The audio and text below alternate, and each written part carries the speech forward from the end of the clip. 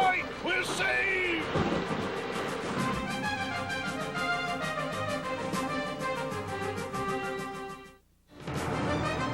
The sea is unforgiving. As long as man has sailed the oceans, he has known that the sea is unmerciful. Whether it's the storm that rises on the open water or the shoals and rocks near shore, the sea does what it can to tear asunder the great ocean-faring ships. Lighthouses were one of the few navigational aids for vessels maneuvering treacherous waters along the coastlines of the world. Many have been built where no man could be expected to survive. Yet they mark important and dangerous waters for commerce along America's coast. Lighthouses have been built on small, hostile islands where waves often break over 100 feet, submersing the tower. Others have been constructed on beautiful and breathtaking locales that stand as silent monuments to their surrounding solitude. Their beacons, streaming out to sea for miles, were the source of comfort to many a sailor, marking their way from port to port. The familiar flash of a light or blare of a foghorn enabled them to pinpoint their position anywhere along the coast. It also meant that land was near and safe passage was possible.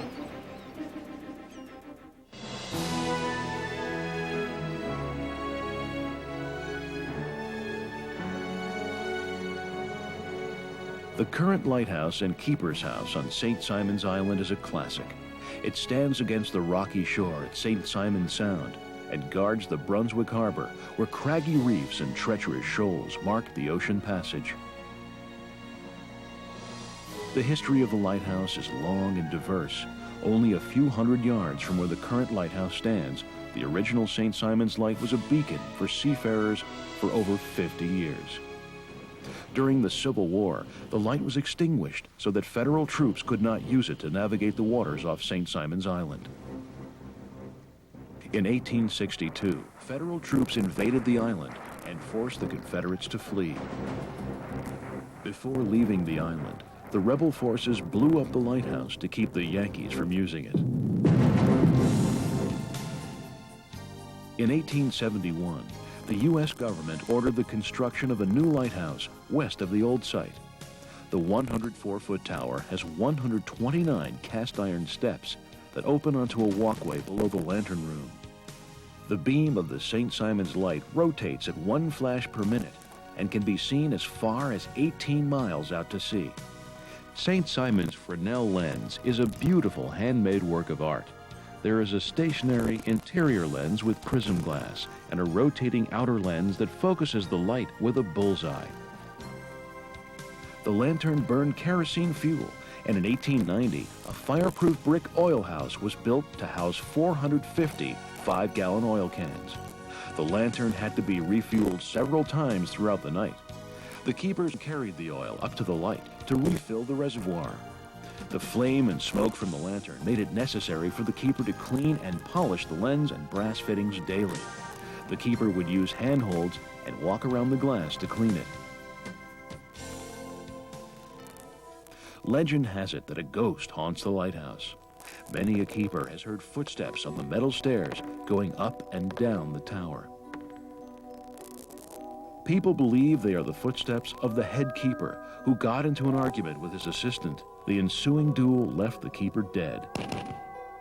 The legend claims that the keeper returns to make sure the lighthouse is properly cared for.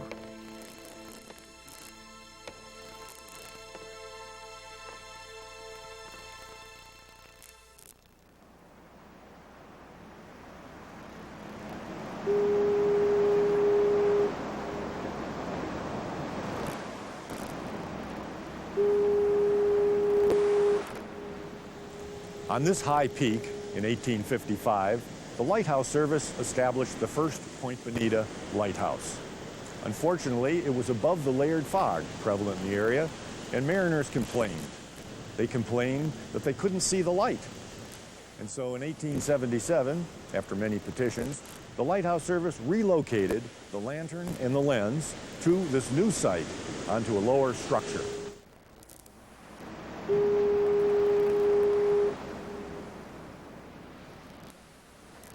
The light, of course, can't penetrate dense fog. So in 1857, the Lighthouse Service established a fog signal, the first one on the West Coast, and it was a cannon. They hired a retired Army sergeant, Sergeant Maloney, to fire this cannon. And his instructions were to fire it every hour, on the hour, and on the half hour, as long as fog prevailed. After 2 or 3 days, the sergeant wrote the district inspector in San Francisco, and he said, "I've been up for 3 days and 3 nights. I haven't had a minute's rest. No one here to relieve me. All the rest I would need in the 24 is but 2 hours, if I could get it." Well, the service, of course, sent him an assistant. But after 2 years, they discontinued this fog signal as they realized they were spending $2,000 a year on black powder. It just wasn't worth it.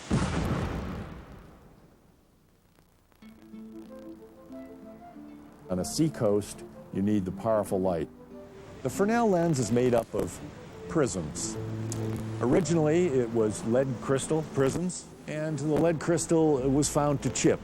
So the manufacturers of French lenses introduced sodium. This is called crown glass, and if you see a Fresnel lens with a slight green tinge to it, it's crown glass. Completed prisms were installed in brass frames. They were held in place with 3 little wooden wedges on each end, and then a 19th century caulk called Lafarge, white lead and linseed oil, was placed around the prisms to further hold them in place. The lantern room of a lighthouse is actually a tool.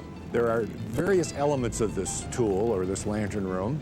One in top is a ball vent on top of the dome. The ball vent is hollow. It has a lightning rod on top of it and has holes around the bottom edge. At the bottom part of the lantern room are air vents. The keeper would adjust these air vents to allow a certain amount of air into the lantern room. There are 3 reasons for air to be introduced into the lantern room.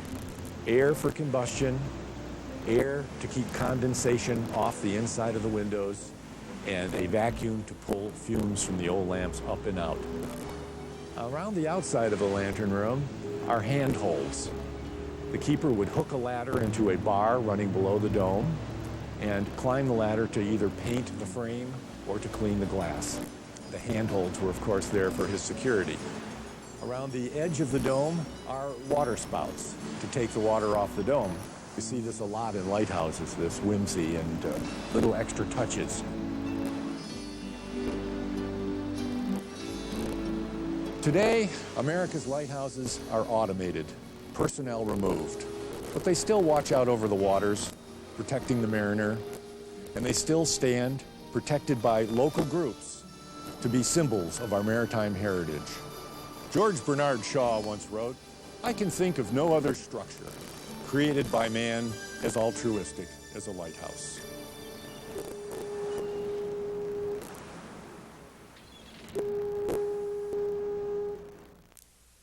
Pemaquid Point was constructed as a station in 1827. Rubble stone tower, a small house attached to it.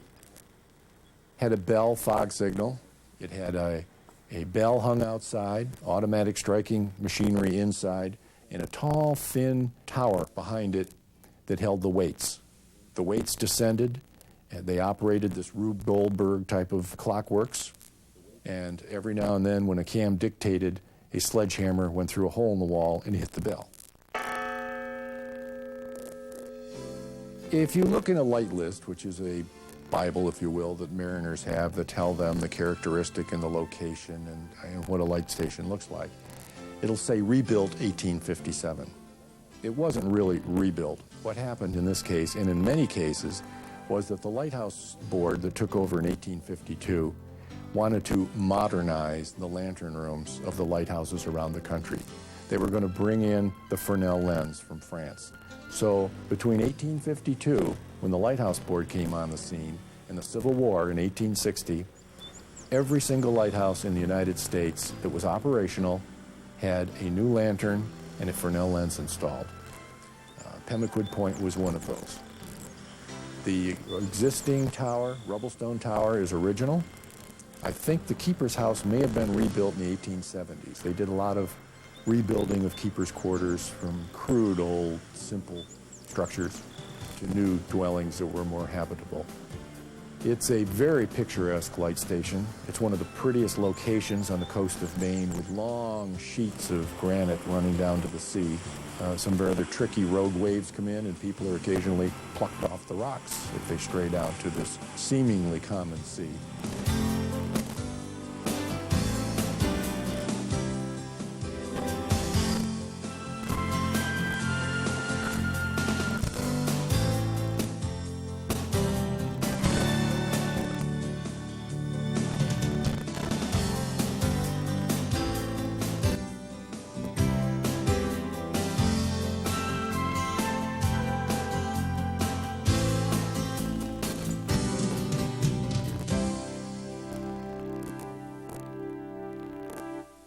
The most dramatic lighthouses built in this country, construction feats, superlative and difficult designs of lighthouses, are Minot's Ledge off of Cohasset, Massachusetts, which was built on a rock that is underwater during a portion of the tide stage. It's a monolithic type of lighthouse. It was very difficult. And it's also a very romantic lighthouse because of its characteristic. It has one flash, and then 4 flashes, and then 3 flashes.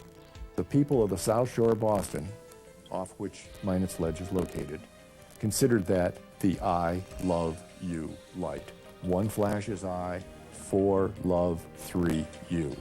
In fact, many people getting married, even today, in that area of the country, have 1, 4, 3 inscribed inside their wedding ring. Another very important engineering feat in the lore of lighthouses in this country was the construction of the Tillamook Rock Lighthouse off of Oregon. The man that designed it, this new lighthouse, and actually built it, oversaw the building of it, was George Ballantine. He had to blow off the top of this rock.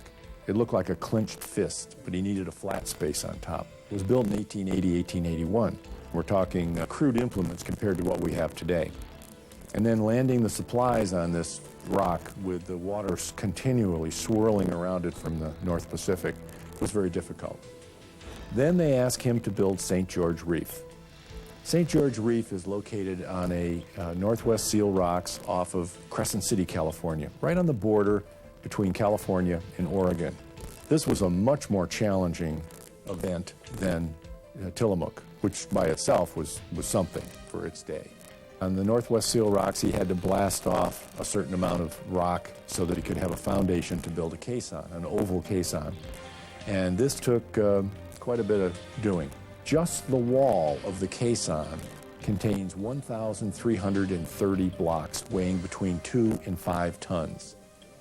This was a very dangerous station. They had to seek shelter on this wave-swept rock so that when the blast and the eventual coming down of pieces of rock didn't kill them.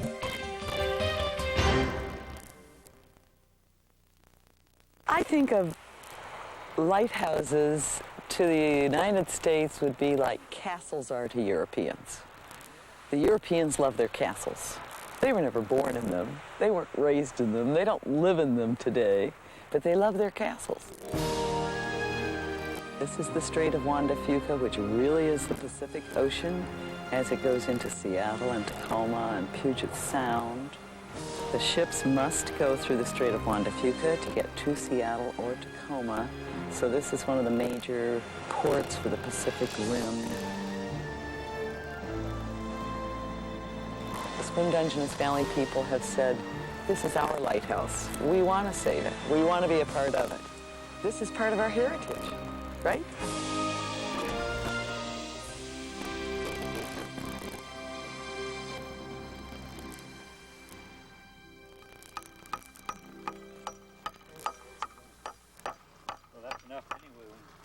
Now what about the bird's nest here in the vent?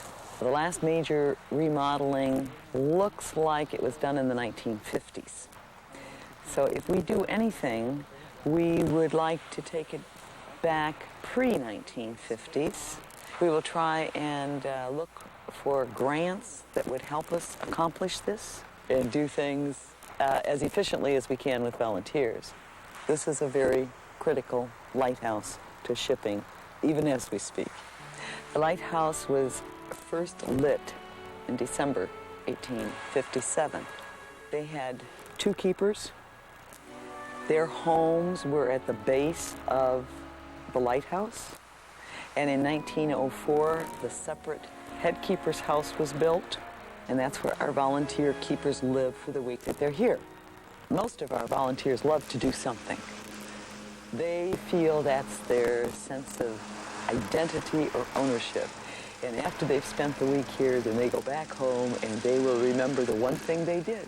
If they just scraped and painted one door, they're going to remember that.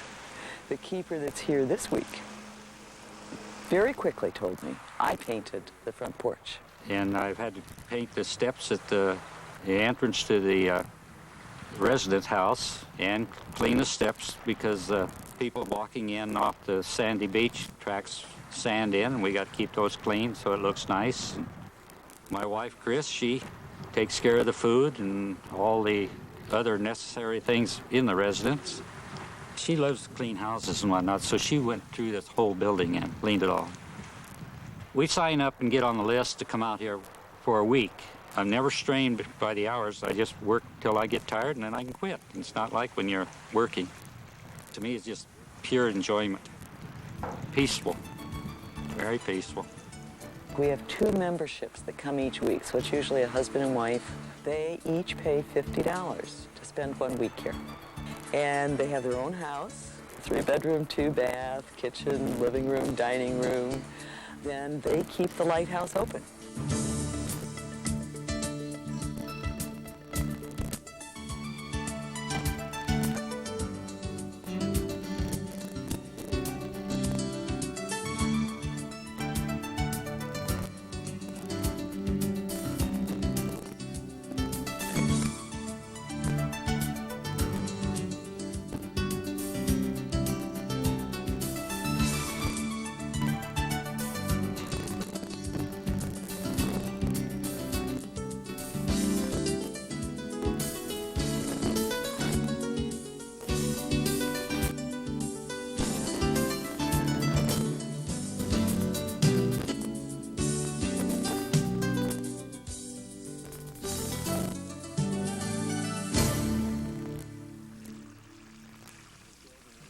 The water for the lighthouse comes from an artesian well that was drilled in 1930 to a depth of 660 feet.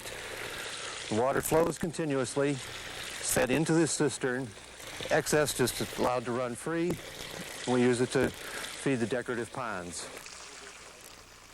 This little wheeled vehicle was used on the tramway that was used to haul supplies from the boat landing up to the lighthouse buildings. The barn, built in 1884, originally used just to store supplies, later years used as a boathouse, and later as a garage by the Coast Guard. Buildings were added to the lighthouse complex as they were needed over the years. This building, built of corrugated iron over a wood frame to be as fireproof as possible, was used to store the lard oil and the sperm oil that were later used to fuel the lamps. We're now in the lantern that was moved from Admiralty Head in 1927. The lamp that was installed in that time used a Fresnel lens of the 4th order that was almost 3 feet high. There's an auxiliary light mounted on the outside of the lantern that's used as a backup. This snaking land is the spit we traveled, the 4.5 miles of Dungeness Spit to get out here. Off to the left of it is Graveyard Spit, so named because of an Indian attack that occurred out here on the spit in 1868. The spit was formed by the high, unstable, sandy bluffs. It's the fastest growing spit in the world.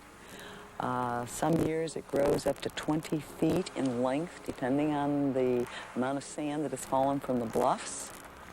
In addition, we have the Dungeness River that flows down swiftly from the Olympic Mountains. And that river falls very rapidly into the Strait of Juan de Fuca, and so that also adds the sediment from the river to the spit.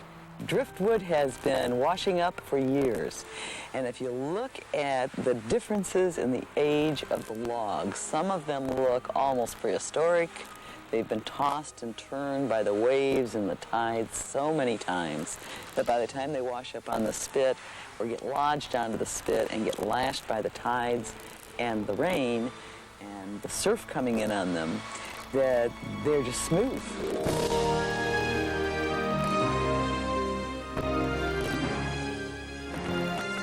This is a special place. I love it.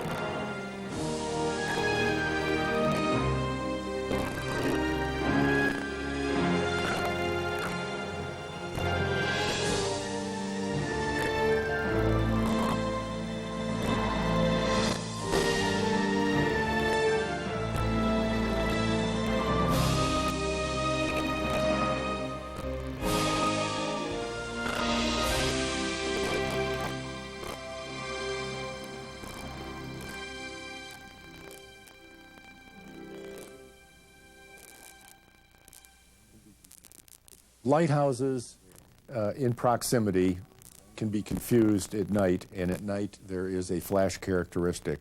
One lighthouse might have a flash every 5 seconds, another one might have a flash every 10 seconds. During the daytime, the mariner needs a characteristic too, especially when you have like structures, like on the Outer Banks, Currituck, Body, Cape Hatteras, Cape Lookout, all tall towers, all about the same height, and if they were all red brick, the mariner wouldn't know which one he was seeing.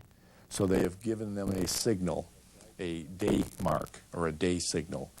Some are horizontal striped, some are squares on them, and there's a barber pole type design on not only St. Augustine but Cape Hatteras.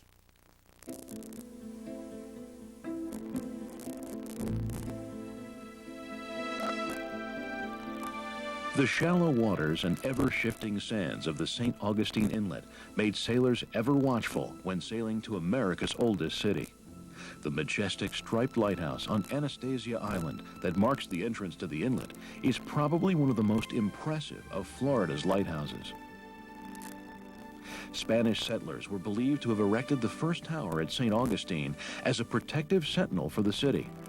The United States government repaired the Coquina Tower, raised its height to 60 feet, and installed a lens. The eroding shoreline threatened the tower, and construction of a new lighthouse was begun in 1871. The new black and white striped lighthouse resembled a barber pole, clearly distinct from the solid towers in Amelia Island and Ponce de Leon Inlet to the north and south. Lard oil lamps gave way to wick-burning kerosene in the late 19th century. The keepers still had to carry up to 3 gallons of fuel to the lantern and light the wick at sunset. Kerosene was used into the 20th century, although man's ingenuity found ways to lighten the workload. Well, my dad, he had a pulley from up the top down the bottom. He hooked the kerosene can on that and pull it up and then tie it off and then walk up there and get it. That was his kerosene. Then they had to wind the clock, and there was a big weight hanging down at the bottom.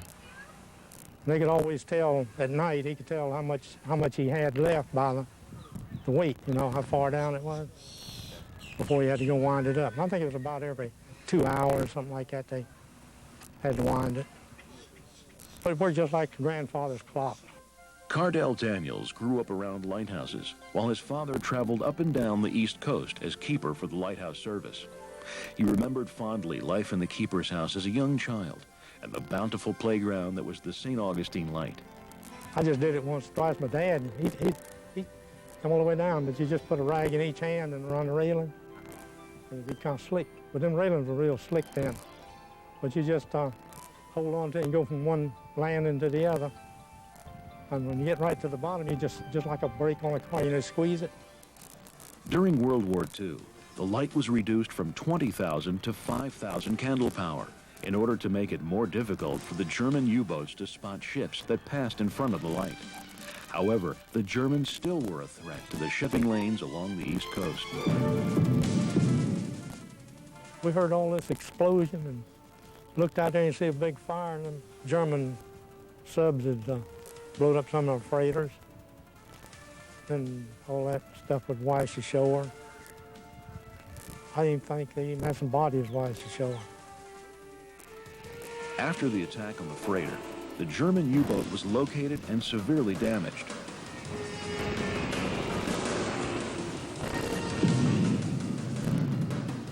injured U-boat escaped and limped home to Germany. But after that, all along the coast, the Americans kept a watchful eye on the waters from the towers of their lighthouses. Many lighthouses have grown into our nation's folklore, and St. Augustine is just one. It has been celebrated in a poem by a St. Augustine resident. The Spanish lighthouse stands in haze. The keeper trims his light. No sail he sees through the long, long days. No sail through the still, still night. But ships that pass far out to sea, along the warm Gulf Stream, from Cuba and the tropic Caribbean, keep watch for his distant gleam. The St. Augustine Light remains an active aid to navigation. Its beam can be seen 19 miles out to sea. The 122-year-old Fresnel lens still turns on its original metalworks, beaming a shining beacon to all ships nearby. Living at a light station like St. Augustine in the 19th century, to me, would be in some ways a hardship. You've got some pretty unbearably hot, sticky, muggy summers with no air conditioning or probably fans, and the presence of things like mosquitoes and wool uniforms. First lighthouse constructed on Cape Cod, 1796 or 7, was the Cape Cod Lighthouse. It's the first one on the Cape, and it was after that rebuilt. Because of erosion, they had to rebuild the tower and the keeper's house. And recently, the International Chimney Company of Buffalo, New York, successfully relocated the tower and the older keeper's house and the connecting building between the tower and the keeper's house. This is a lighthouse in danger of falling into the ocean in X number of years, the Lord knows when. And we are moving it back approximately 450 feet. When we put the keeper's house back on its new location, the foundation walls above ground will be relaid with some of the original brick that's in the foundation now, but all the visible parts of it will be the same brick that's been there for 140 years.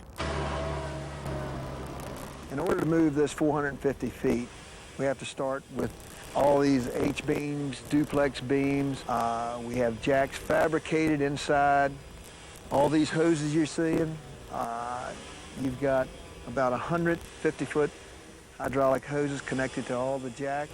It will be picked up unified. That is, every jack will pick up the exact same height. Guys, let's go! From where we are right now, it's going to take about a day to jack this up 7 feet. It'll probably take a good week to get this from point A to point B as far as rolling. And we'll take our beams out, our track beams out, and then we'll go to lowering it to its final elevation. If something happened to this landmark, you can't build it back.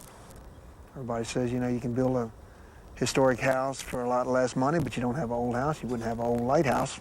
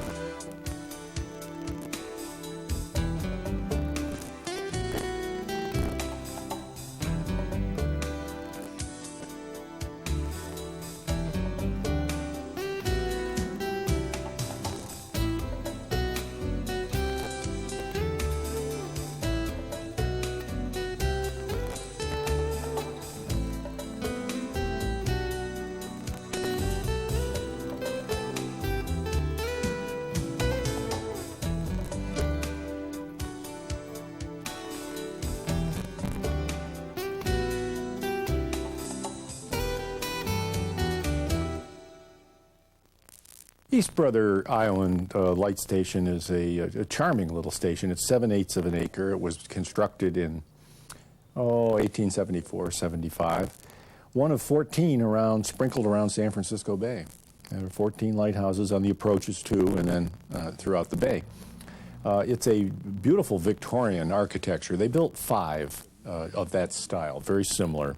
It's a stick style, kind of a mixed architecture. It's redwood, two-story house with a three-story tower. Probably had a fourth order lens originally in it, Fresnel lens. Steam fog signal, started out as a whistle, and then in later years was a diaphone. In fact, that is still installed today.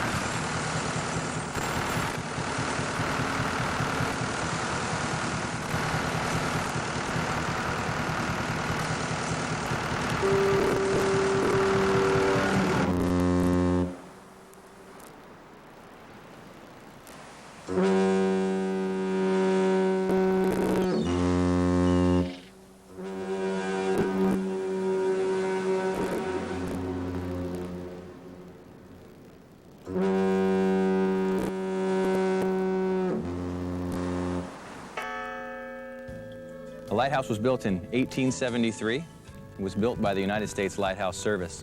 Two families lived out here. One family lived upstairs and one family lived downstairs. That way they had a little bit of privacy out here. Really didn't have much privacy other than that, being on a small island with just a rowboat out here to get to shore. In 1940, the United States Coast Guard took over all lighthouses across the country. When they did so, it became a military operation. Coast Guard vacated this lighthouse in 1969, and it lay vacant for 10 years. After that 10 years, the house was going to fall apart. So the Coast Guard decided to tear it down. It was saved by a non-profit organization, and in 1980 turned into a bed and breakfast.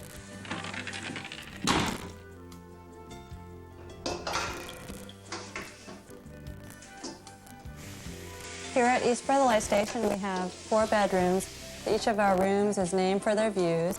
This is the West Brother room, which is named for its view of West Brother Island. The Marin room upstairs is obviously named for its view of Marin. The San Francisco room is named for its view of San Francisco. And the Two Sisters room is named for its view of Two Sisters Islands, which are adjacent to ours across San Pablo Straits. The guests who stay out here spend some time together in the dining room for a 4-course dinner. And when they arrive, there's wine and cheese served in the parlor area upstairs. Right behind me to my left, we have a cistern. And a cistern is a rain shed or a reservoir. We collect rainwater. It's the only way we get water out here. What happens is rain hits the cement pad that we're standing on. It runs off down towards the dome and then into these holes right here. The holes are plugged up right now. The only hole that's open is around here on this side, and that goes out into the bay. That hole allows us to wash everything off, clean the cistern, collect our water. From there, we pump water into this tank above ground. The tank above ground is about half the capacity of the cistern right here, and it's our extra holding water. We use quite a bit of water out here, so we need extra supply for it. To the left of the cistern, we have the old dock house. The dock house now is the innkeeper's cottage. That's where we live. This is the fog signal building. Fog signal building was originally equipped with a steam engine that ran on coal. It ran a steam whistle, much like a train would have. The Coast Guard eliminated that in 1940 or thereabouts. They put in a diesel and an electric-powered air compressor to run these horns. They stopped using those in 1969, but they were restored so guests could hear them fire in 1979.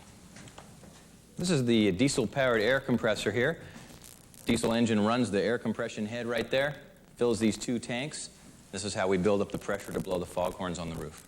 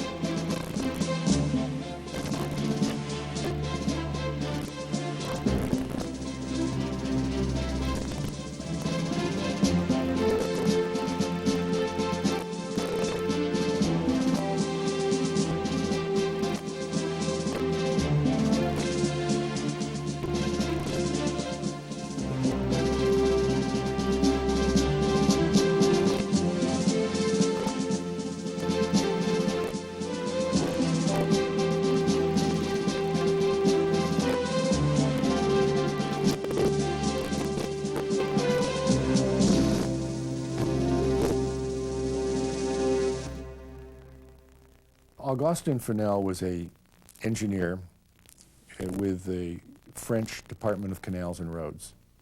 And when Napoleon came back into power, beginning part of the 19th century, he was out. There was a spoil system or something along those lines.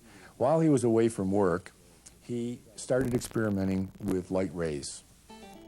And he developed what we now call the Fresnel lens.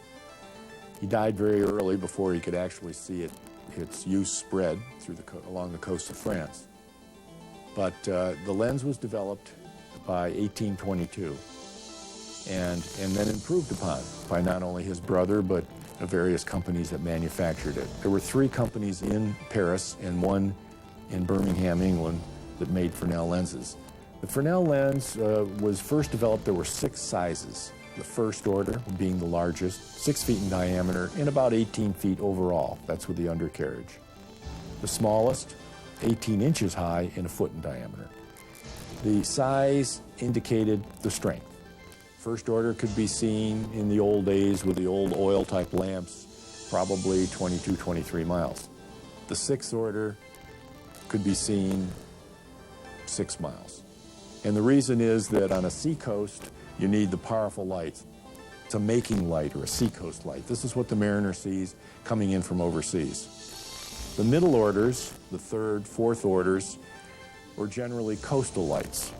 These are the lights that the mariner used that is in the coastal trade to fix his position. And then, of course, there are the anomalies marking a reef or an entrance to a harbor. The small orders, which did not need to be seen very far, were used as pier headlights or in the upper reaches of rivers like the Hudson River or niches of Chesapeake Bay.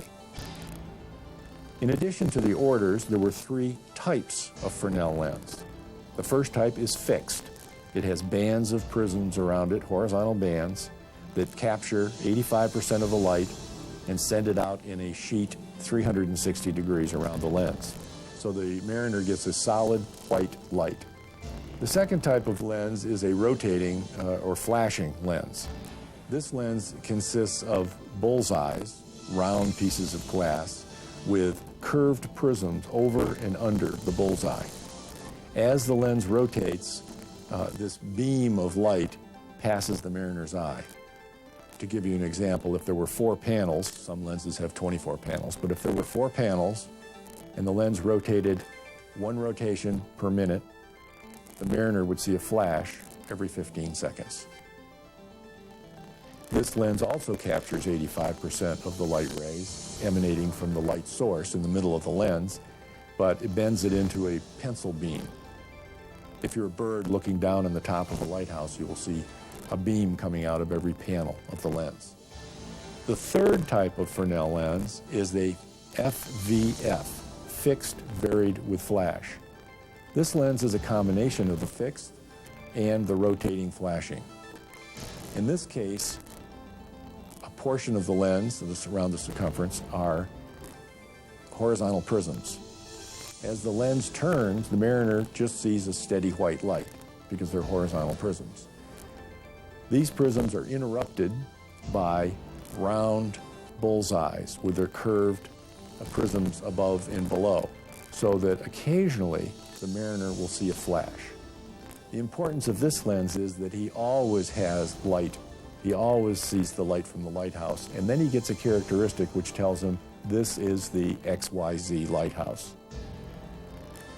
And again, the difference being the lens are characteristics to provide different characteristics so the mariner can distinguish between one lighthouse and another. In the 1880s, the Chance brothers of England invented a 3.5 order. Something was needed between a 3rd order, which was powerful and expensive, and a 4th order, which wasn't quite powerful enough. So they developed a 3.5. They also developed a meso radio, which is 7.5 feet in diameter, and a hyper radio, 8.5 feet in diameter, 22 feet high, and weighing about 20,000 pounds.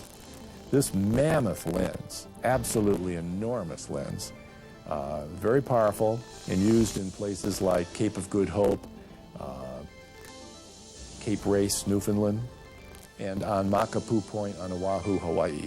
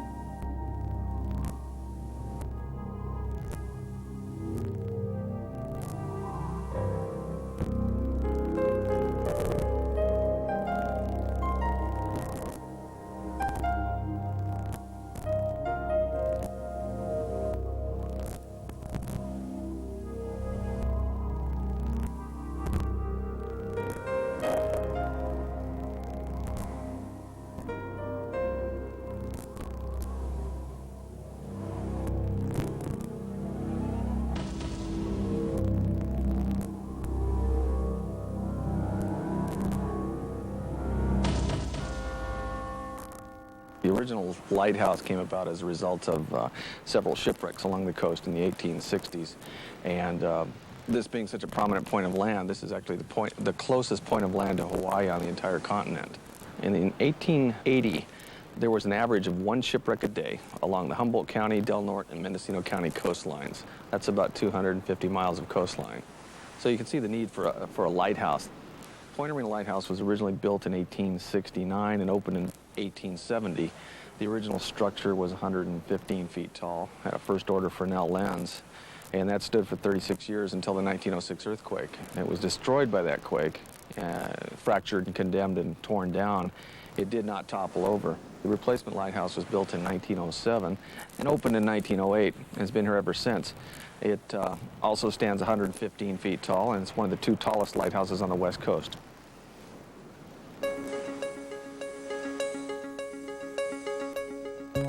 This part of the lighthouse that you see here is a concrete buttress collar that was added to the base of the tower for earthquake safety after the tower was completed in 1908. And it's probably one of the first concessions to earthquake safety, certainly in lighthouse architecture and maybe in a lot of other architecture here on the West Coast. Now, these stairs that we're on here are from the original lighthouse that was built out here in 1870. They were salvaged out of the old tower when it was damaged in the 1906 earthquake, and they were reused in the new tower that was completed in 1908. So these stairs actually date back to 1869. And this is the tube that contained the counterweight and cable, which operated the mechanism that used to turn the light before they got electricity.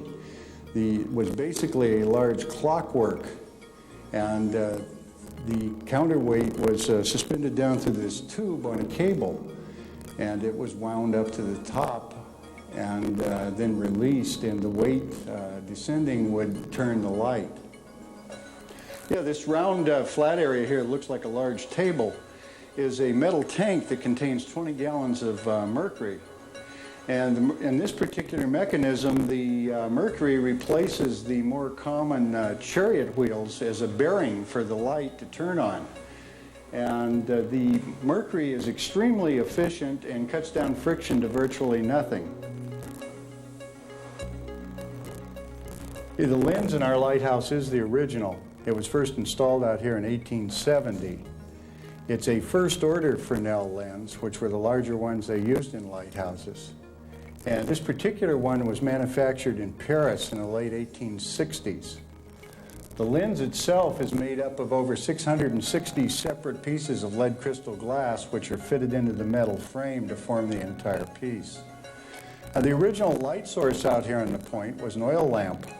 And with the aid of the lens, it could be seen 18 miles out on a clear night. And in fact, they used oil lamps out here well up into the late 1920s before they finally got electricity. When they did, they replaced the oil lamps with a 1,000 watt electric bulb, and that did increase the range of the light, but only out to 20 miles, which was a net gain of only 2 miles over what they accomplished with the oil lamps. And it's really kind of an indicator of how efficient the old system really was. The fog signal building was built in 1869. It was moved to its present location in 1896 when it was in danger of falling off the cliff. It is also the only structure that survived the 1906 earthquake. Everything else here was damaged or completely destroyed, along with most of the cities up and down the coast.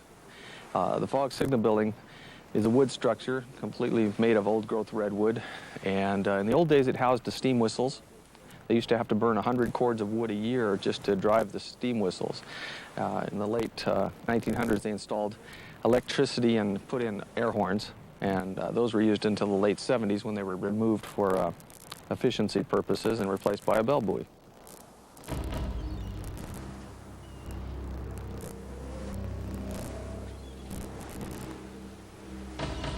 Most of the small fishing vessels here still rely on the light to guide them back to Point Arena or let them know where they are.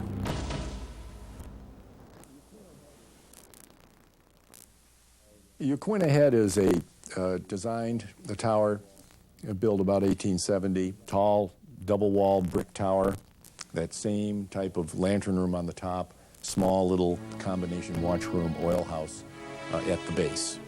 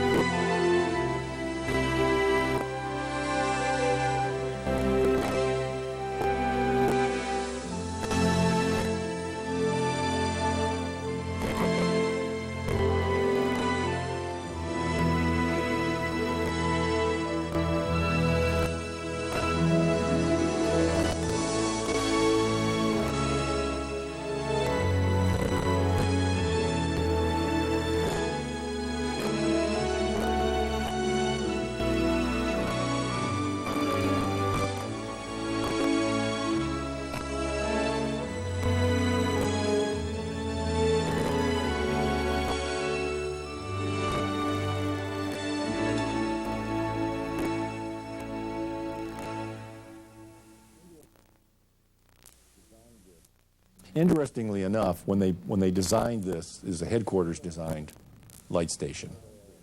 When they designed this, it was for lard oil on one side and the keeper's watch room on the other side. But right after they designed this, the service switched from lard oil to kerosene, and they didn't want to store kerosene in the tower because if it blew up a very expensive tower. So starting in the 1870s, they started constructing small oil houses all over the United States, and it took them until about 1914 to have oil houses for every U.S. light station. It's a spiritual symbol to me, because when that light first shines like that, it's like a message saying how many lives that light has saved. I met my husband, and he at that time was mate on a steamer. We were married, and he went on Channel Light, and that was in November 1920. Of course, it was a cylinder light, and the water was all around it. And we got out there, and I looked up 30 feet of that black iron. I had to climb a ladder to get up from there. And I stood there in the boat, and I said, "I can't do it, Elson." He says, "Oh, yes, you can." And that has been my motto all my life. When I get discouraged and think I can't, I hear him say, "Oh, yes, you can." Down below, underwater, was where the basement was. You could hear the water rushing by you up over your head when you was down there, and just hope the seams wouldn't burst open. So finally we reached Avery Rock. It's a very rough place, very rough. And we had no fresh food. The only time we had fresh food was Elson built a watertight container, and we put our meat in that and sink it in the ocean. And that would be comparable to our refrigerator. We go to Seguin, and of course his 3 families there, and a whole new environment altogether. We were allowed 6 tons of coal a year, and if we used that up, we had no fuel. So I went out to the coal supply, and there was none. I was faced with no fuel, so he broke up boxes and got my dinner. Then I went out trying to find driftwood, and I picked up this rock, and it bounced in my hand. And I filled my apron, and I ran up to the house, and I said, "Elson, what on earth is this?" He says, "That's coal. It's been washed for years. Where'd you find it?" And every day I'd go down at that certain period of tide, and I'd fill my apron, and that was our fuel for that time. The tramway is, of course, that was really built to haul the supplies up. Now that is an elevation of 144 feet. And of course, when it isn't in operation, we used to walk up those. And in fact, when I was 85 years old, I walked up again. After Seguin, we went to St. Croix. Of course, that was our paradise. It was a lovely house, and it had a nice piazza when we came. That was the loveliest spot to sit and see the boats going up and down the river. Those people on those lights were dedicated people. They weren't there for the money. They were there to do a service. And they did their service. They did it well. And that's why that I try to express the old lighthouse so people won't forget that we do have wonderful history.